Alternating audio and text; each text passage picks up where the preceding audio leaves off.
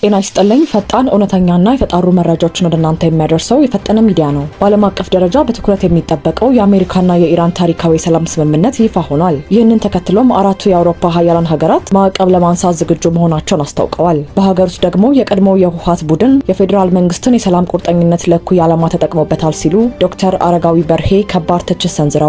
ዝርዝሩን እንደሚከተለው። አሜሪካና ኢራን በመካከላቸው የነበረውን ወታደራዊ ውጥረት ለመቋጨት የሚያስችል ታሪካዊ ሰላም ስምምነት ላይ መድረሳቸውን የፓኪስታን ጠቅላይ ሚኒስትር ሸህባዝ ሻሪፍ አስታወቁ። ሊባኖስንም የሚያካትተውና ዘላቂ ተኩስ አቁም ላይ ያተኮረው የስምምነት መጪው አርብ በይፋ እንደሚፈረም ይጠበቃል። ባለፉት ቀናት የኳታር አደራዳሪዎች ለተከታታይ 14 እና 15 ሰዓታት ያደረጉትን ከፍተኛ ዲፕሎማሲያዊ ውጥረት ተከትሎ የተገኘው ይኸው ስምምነት ከዛሬ ሰኞ ጀምሮ ኢራን በይፋ ጥቃት ማቆሟን ባስታወቀችበት ማዕቀፍ ውስጥ የሚተገበር መሆኑ ታውቋል። በውሉ መሰረት በዓለም አቀፍ የነዳጅ ንግድ መስመር ላይ ወሳኝ የሆነው የሆርሙዝ ሰርጥ ሙሉ ለሙሉ ክፍት የሚደረግ ሲሆን አሜሪካን በሚቀጥሉት 30 ቀናት ውስጥ ሰርጡን የመክፈት ግዴታ አለባት። አሜሪካ በኢራን አቅራቢያ ከሚገኙ ቀጠናዎች ወታደሮቿን ማንሳት ሲኖርባት በመጪዎቹ 60 ቀናት ውስጥ የኑክሌር መርሃ ግብርን ጨምሮ በሌሎች ቁልፍና ስስ ጉዳዮች ላይ ተከታታይ ውይይቶች እየተደረጉ መፍትሄ እንደሚሰጣቸው ተመልክቷል። የኢራን መንግስት ስምምነቱ ስኬታማ የሚሆነው በአሜሪካ ቁርጠኝነት ልክ መሆኑን በመግለጽ ዋሽንግተን የተጣለባትን የቤት ስራ በአግባቡ መወጣት እንዳለባት አሳስባለች። በሌላ በኩል ይህ ስምምነት በአሜሪካ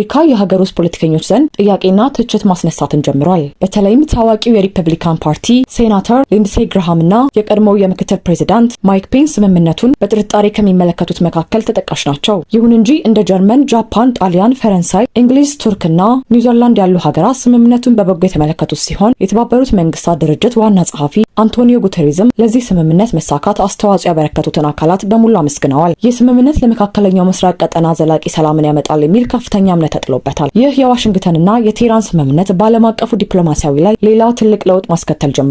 በተለይም ማዕቀብ ጥለው በነበሩት የአውሮፓ ሀገራት ዘንድ አዲስ ውሳኔ ተሰምቷል።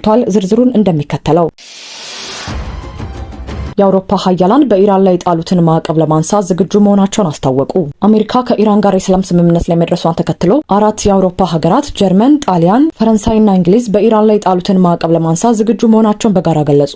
የአውሮፓ ሀገራት መሪዎች ማዕቀቡ የሚነሳው ግን ቴህራን በኒውክሌር ፕሮግራሟ ላይ ግልጽና ሊረጋገጡ የሚችሉ እርምጃዎችን መውሰድ ስትጀምር መሆኑን አስምረውበታል። መሪዎቹ ኢራን የኒውክሌር ጦር መሳሪያ ማግኘት የለባትም የሚለውን ጽኑ አቋማቸውን በድጋሚ ያረጋገጡ ሲሆን ለዚህ ዓላማ ከዓለም አቀፉ የአቶሚክ ኢነርጂ ኤጀንሲ ከአሜሪካና ራሷ ከኢራን ጋር በቅንጅት ለመስራት ዝግጁ መሆናቸውን አስታውቀዋል። የአውሮፓ ሀገራቱ በዓለም አቀፍ የንግድ መስመር ላይ ወሳኝ የሆነው የሆርሙዝ ባህር ያለ ገደብ ክፍት እንዲሆን የጠየቁ ሲሆን የሊባኖስ ሉዓላዊነትና የግዛት አንድነት በአስቸኳይ እንዲረጋገጥም ጥሪ አቅርበዋል። በሌላ በኩል የኢራን ምክትል የውጭ ጉዳይ ሚኒስትር ካዜም ጋሪባዳዲ በዛሬው ዕለት ማለዳ ላይ ለሀገሪቱ መንግስት ሚዲያ በሰጡት መግለጫ በኳታር አሸማጋይነት በአሜሪካና በኢራን መካከል የቀረበው የመግባቢያ ሰነድ ላይ ለመስማማት በቴህራን ከ14 እስከ 15 ሰዓታት የሚጠጋ እጅግ ረጅም ውይይት መደረጉን ይፋ አድርገዋል። ምክትል ሚኒስትሩ ይህ የድርድር ሂደት በጣም ረጅም ጊዜ የወሰደ ነበር ሲሉ የሂደቱን አድካሚነትና ውስብስብነት ገልጸዋል። ዓለም አቀፍ መረጃዎቻችን እነዚህ ናቸው። አሁን ደግሞ ወደ ሀገር ውስጥ ወቅታዊ ጉዳያችን እናልፋለን። አብራችን ቆዩ። የቀድሞ የህወሓት ቡድን የፌዴራል መንግስትን የሰላም ቁርጠኝነት ለእኩይ ዓላማ ተጠቅሞበታል ሲሉ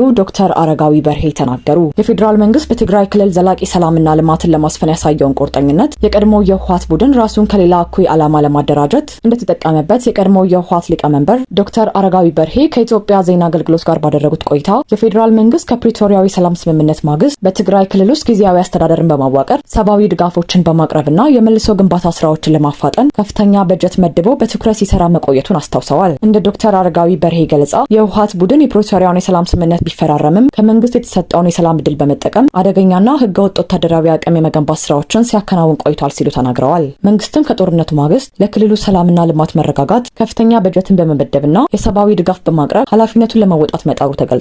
ለዛሬ ያዘጋጀናቸው በዓለም አቀፍና በሀገር ውስጥ መድረኮች ትኩረት የሳቡ የፈጠነ ሚዲያ መረጃዎች እነዚህ ነበሩ። እነዚህንና መሰል ፈጣንና እውነተኛ መረጃዎችን ሁልጊዜም በፍጥነት እንዲደርሷችሁ ቻናላችንን ሰብስክራይብ በማድረግ የደውል ምልክቷን ይጫኑ።